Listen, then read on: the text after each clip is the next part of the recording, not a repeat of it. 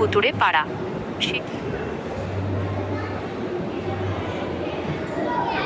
তারা দেখল মন্দিরের ভেতর একটা পুরনো বেদির ওপর বসে আছে সাদা কাপড়ে ঢাকা এক মূর্তি। মূর্তিটার চোখ থেকে ঠিকরে বেরোচ্ছে লাল আলো। ভয় তাদের পা যেন জমে গেল, কেউ আর নড়তে পারছিল না। হঠাৎ মূর্তিটা ধীরে ধীরে ঘুরে দাঁড়াল। চাঁদের আলোয় দেখা গেল ওটা কোনো মূর্তি নয়, একটা কঙ্কাল। কঙ্কালটা তাদের দিকে হাত বাড়িয়ে বলল, তোমরা এখানে কেন এসেছো? ভয়ে কাঁপতে কাঁপতে ছেলেরা বলল, আমরা আমরা শুধু একটু দেখছিলাম। কঙ্কালটা হেসে বলল,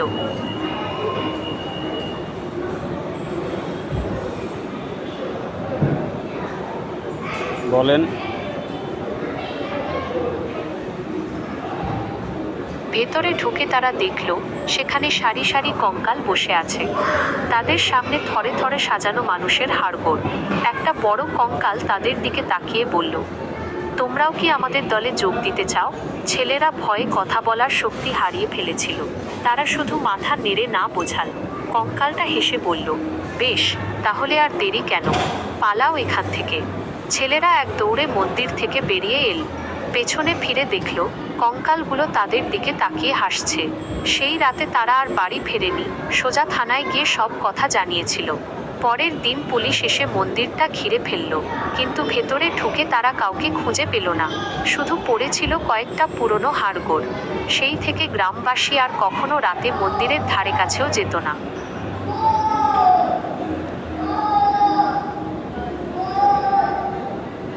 ভালো লাগছে আপনার গল্প।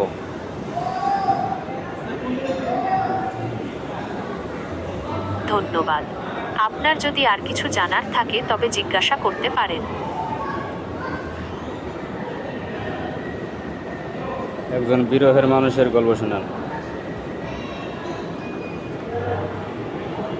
অনেক দিন আগের কথা। এক ছিল যুবক, নাম আকাশ। সে থাকতো ছোট্ট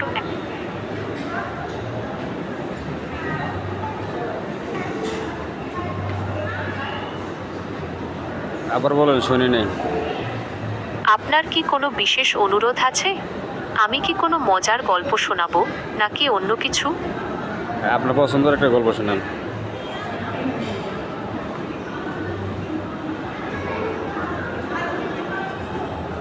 আপনার সাথে কথা বলে আমারও ভালো লাগলো। আপনার যদি আর কিছু জানার থাকে তাহলে জিজ্ঞাসা করতে পারেন। আমি উত্তর দিতে পারলে খুশি হব। বিরহের মানুষের একটা গল্প শোনান।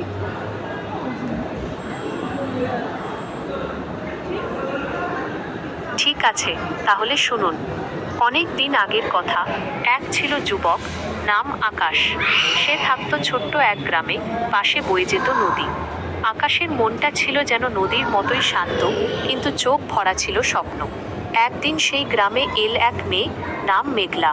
তার হাসি ছিল যেন সকালের রোদ, আর চোখ দুটোয় ছিল গভীর এক মায়া। আকাশ মেঘলার প্রেমে পড়ল। তাদের দিন কাটতো নদীর ধারে, গল্প আর গানে। কিন্তু সুখ তো সবসময় থাকে না। মেঘলার পরিবার চাইতো না তাদের বিয়ে হোক। তারা মেঘলাকে জোর করে শহরে পাঠিয়ে দিল। আকাশ ভেঙে পড়ল। তার পৃথিবীটা যেন অন্ধকার হয়ে গেল। সে রোজ নদীর ধারে বসে থাকত, মেঘলার জন্য অপেক্ষা করত। কিন্তু মেঘলা আর ফিরে আসেনি। ধীরে ধীরে আকাশও যেন পাথর হয়ে গেল। তার চোখে আর স্বপ্ন ছিল না, মুখে ছিল না হাসি। গ্রামের মানুষ বলতো, আকাশ নাকি আজও নদীর ধারে মেঘলার জন্য অপেক্ষা করে। তার মনে হয়তো এখনো আশা আছে, একদিন মেঘলা ঠিক ফিরে আসবে।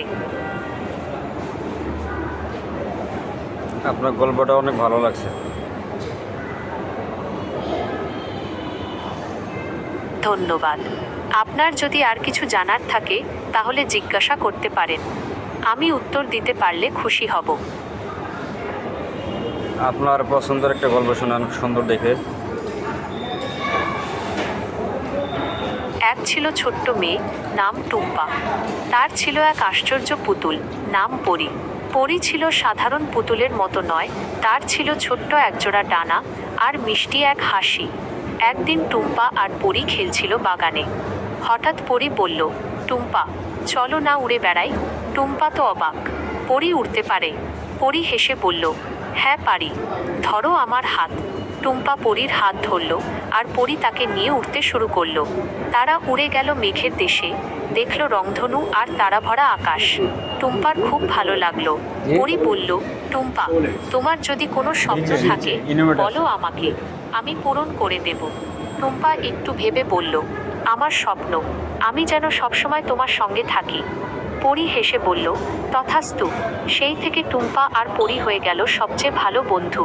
তারা সবসময় একসঙ্গে থাকতো, খেলতো আর ঘুরে বেড়াত। তাদের বন্ধুত্ব ছিল যেন এক রূপকথার মতো। অনেক ভালো লাগছে আপনার গল্প। ধন্যবাদ। আপনার যদি আর